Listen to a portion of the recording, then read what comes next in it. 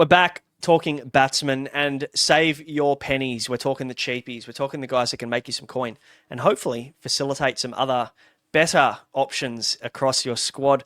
To kick things off, boys, we've got... where's my notes? There we go. Jake Fraser-McGurk kicks things off. And is there a more polarizing player in the BBL than Jake Fraser-McGurk, Deadly? I feel like we just loved him and hated him all so much last year. Yeah, no, that's definitely not. He's definitely the guy that you either love him or you hate him, and I can tell you which side I'm on by the fact that I don't want to have a bar of him. It's hard because the Renegades, they're, to feel good about Jake Fraser-McGurk, you have to bench loop him, I think. Yeah. I can't start him on field. And the Renegades don't play first until like round 8, which is why Salzman's such a good loophole option, but it just makes Jake Fraser-McGurk and any of the Renegades batsmen really unappealing if you're relying on starting them on field. So, look, when we get to round 8, talk to me, because I'll probably buy him in round 8 just as a bit of a swing for the fences type deal. But just our luck, he'll be 100K. Yeah, I reckon he might go he could go the other way and be 180K and just pop off this year. I really and hope just not. be out of range. So not a start, that's for sure. Josh Brown sits in that same basket for me. Horse, is there anything to add on him, or we can move past him? He's currently 85K. Same thing with JFM. Renegades will either be none for 100 off 8 overs or 2 for 0 off 3 overs.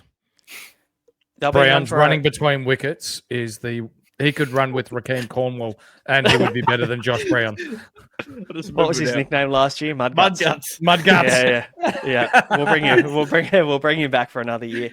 Yeah. Very explosive. Very explosive. There's a chance he gets dropped at a point in this campaign, because Caleb Jewell, we have batting at 5, and I expect him to open, and Ollie Peake or a Harry Dixon or something to come in bat 5 would be my guess. I reckon he gets dropped. The only time you see Mudguts get explosive is if there's a local zinger box deal at his local kernel. That'll be about it. Yeah, swap the mashed potato out. That's right. That what you do? Yeah. For another burger. Yeah. That's right. Yeah, good. Mudguts would have. Jake Weatherald is an interesting pick because obviously the Hurricanes have a round 3 double, and round 1 of the BBL coincides with the 3rd test of the Ashes series. So let's just say, for instance, Weatherald gets dropped. It makes him a really interesting pick there when he can capitalise on one of those doubles. Deadly, is there any interest from you there? Yeah, I mean, he's in the form of his life, and it shows by getting picked in the Australian side. And look, for me personally, it's probably hard for me to take him, because if he does perform in the Big Bash in the first couple of rounds, then he's probably going to go straight back to Australian cricket. Look, it'll all depend what happens in the upcoming test and how the selection goes for the 3rd test. But for right now, there's not much you can really say on him. I don't think he plays any BBL this year until like round 6, 7. I don't see him being dropped.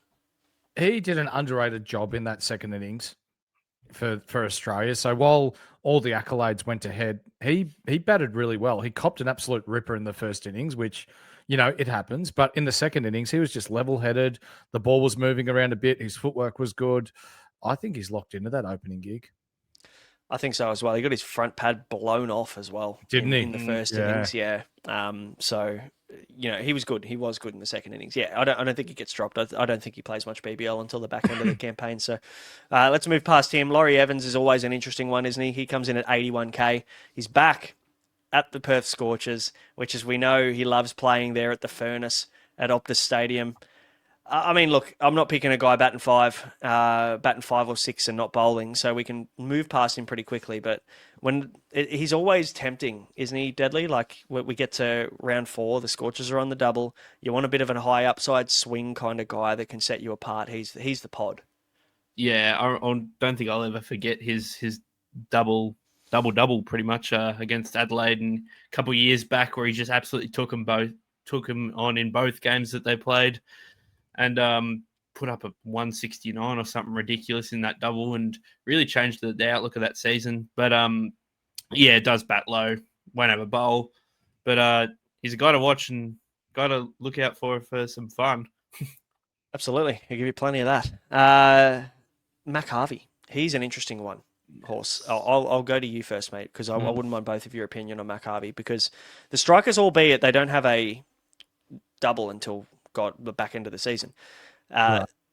that doesn't really matter for a bench guy, because you're looking for them to make cash, right? And you know, I don't even think you need him to be an emergency bat.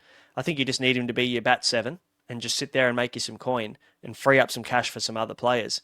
Mac Harvey could be probably the top of the list if you're looking for a batsman that's going to likely open the batting, bat 3. What do you reckon? Yep. I think he opens. Yeah, we saw last year he was in red hot form and didn't really capitalize in the BBL campaign, but he'll get another crack this year. And at bottom dollar, cash is king.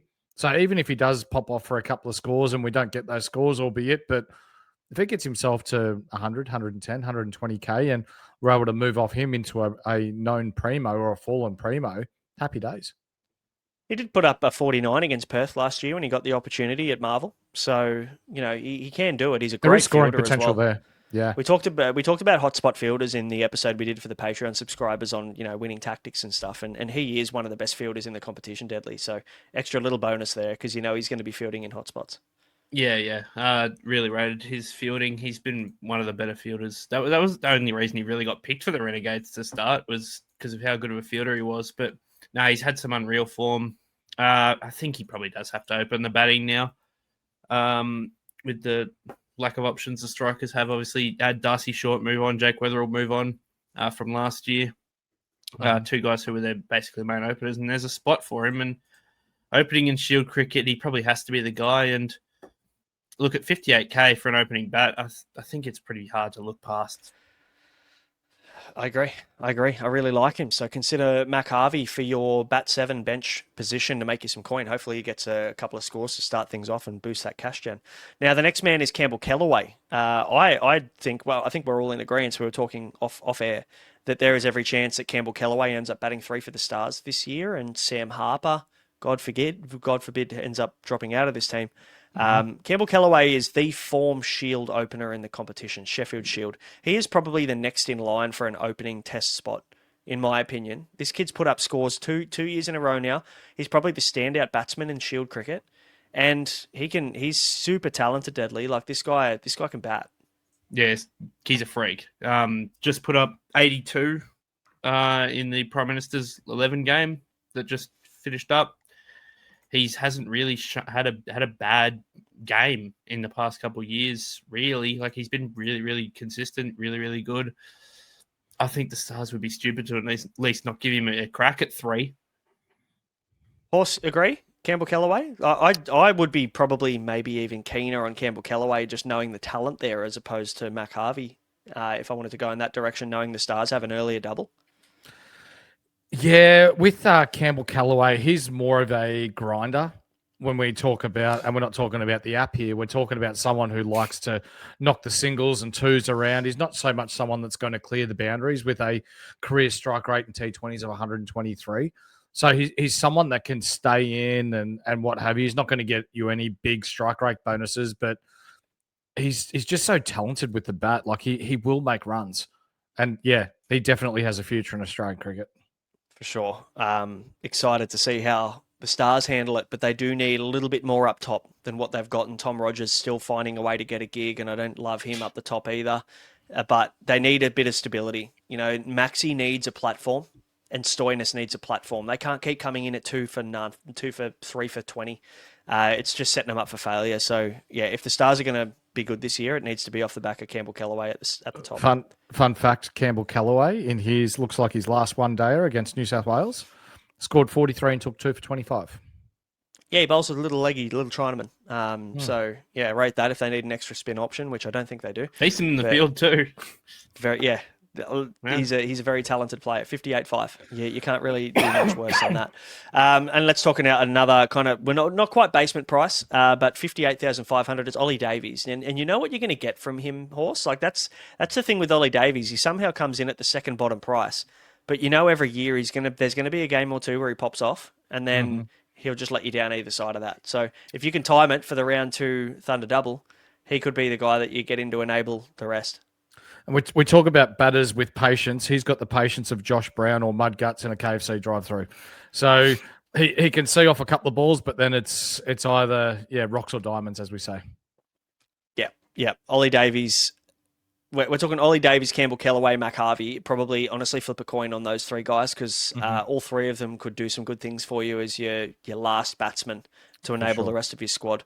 Guys, that is the cheapies for the batsmen. We're just pretty much complete now with the batsman series. We'll be doing this with the bowlers, wicket keepers, and the dual position players in the lead up to BBL 15 kicking off. It's probably only a few days away now. So keep an eye out on those episodes coming up. We've got plenty coming up in the Patreon as well. If you want a bit more from us, links to the description below. And if you haven't yet, hit the subscribe button, give it a thumbs up, give it a hype, follow us, give us a review, do all that stuff to help us grow the show. We would really appreciate that. Thanks for tuning in, guys. We will see you for the next positional preview. Catch you then.